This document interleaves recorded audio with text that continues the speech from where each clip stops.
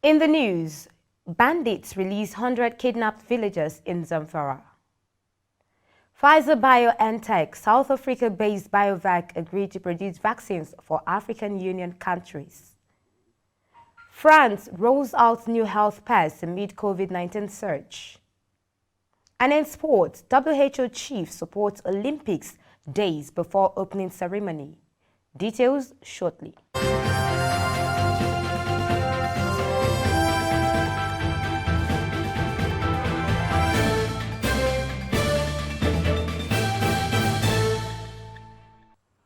This is TOS Television, your digital-first Pan-African News Network. I am Rose Audu, and this is TOS News 360. The Kano State Governor Abdullahi Ganduje on Tuesday pardoned 136 prisoners in a bid to decongest the correctional centers in the state. This was disclosed in a statement by Ganduje's Chief Press Secretary, Abba Anwar. He stated that the governor took the decision when he visited Gorondose Median Correctional Center on Tuesday. And after spending 42 days in captivity, the Zamfara State Police Command said they have been able to secure the freedom of 100 villages in the Nigerian northwestern state, who were reportedly kidnapped in early June after intense negotiations with their abductors. It was gathered that the bandits agreed to release the kidnapped villagers after the police and state authorities assured them no action would be taken against them for the kidnap. The Nigeria Center for Disease Control and CDC on Tuesday recorded 206 new cases of the novel coronavirus infection from 10 states and the Federal Capital Territory, the highest daily figure in months. According to the NCDC's latest report, no fatality was recorded in the last 24 hours, keeping the death toll at 2,128. The new infection figure, which indicated a sharp increase from the 146 cases recorded a day earlier, raised the total infection in the country to 169,884. And Pfizer-BioNTech and South African-based company BioVac have struck a deal to produce 100 million doses of the coronavirus vaccine annually to be used for African Union countries. In a statement published on Wednesday, the two companies said in Cape Town, based BioVac will complete the last step in the manufacturing process known as fill and finish of the BioNTech Pfizer vaccine.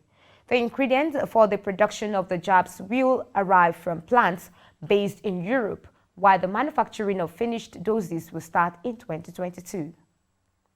And across Africa, Tanzania's main opposition party, Chadema, in a tweet on Wednesday said its leader, Mbowe Freeman, and 10 other members were arrested overnight few hours to a planned conference to demand constitutional reforms in the northwestern port city of Mwanza.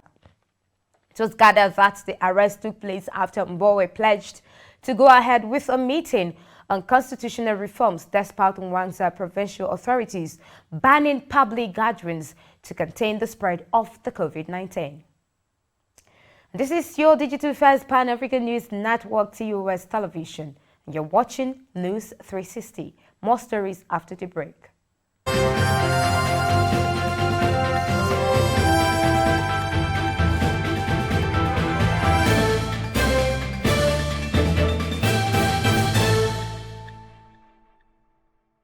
Welcome back.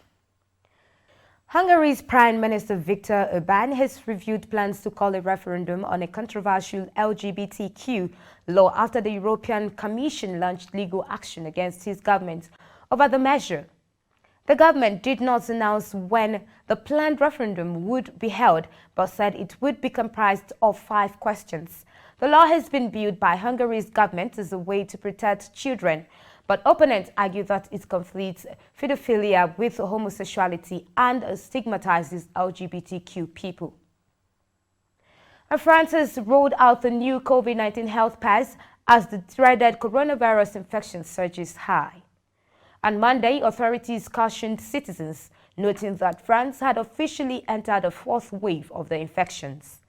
The health pass came into effect after Health Minister Olivier Véran warned on Tuesday of an unprecedented increase in COVID-19 cases nationwide. with more than 18,000 new infections recorded in the preceding 24 hours.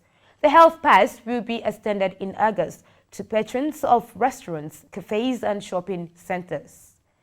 And on business, Olamide Kano, Deputy Nigeria's Ministry of Mines and Steel Development, has announced that before the end of the tenure of President Muhammadu Buhari, the Ajaokuta Steel Company Limited, which is being built to produce liquid steel and improve the nation's economy, will be completed and set for optimum operation. The minister also revealed that the Russian company that built the steel industry will be visiting Nigeria to conduct technical audit of the company. And Britain's Anthony Joshua will defend his World Boxing Association, International Boxing Federation, and World Boxing Organization heavyweight titles against Alexander Usyk at the Tottenham Hotspur Stadium in London on September 25. According to Joshua's promoter, the 31-year-old Joshua will risk his IBF, WBA and WBO belts against the Ukrainian, who is his mandatory challenger.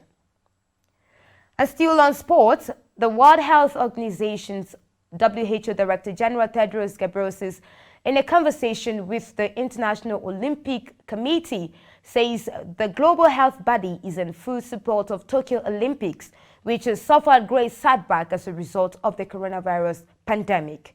The Tokyo Olympics were forced into an unprecedented delay after the WHO declared a pandemic in March of 2021. Organizers have introduced a slew of measures designed in conjunction with the WHO to reduce the risk of COVID-19 and ensure the games remain safe and secure. And that is TOS News 360 on your digital fast Pan-African News Network. For more updates, visit www.tostvnetwork.com. Do follow and like TOS Television Network on Facebook, Twitter, and Instagram. And remember to subscribe on YouTube. Do stay with us and enjoy more programs on TOS Television Network. I am Rose Audu, and many thanks for watching. But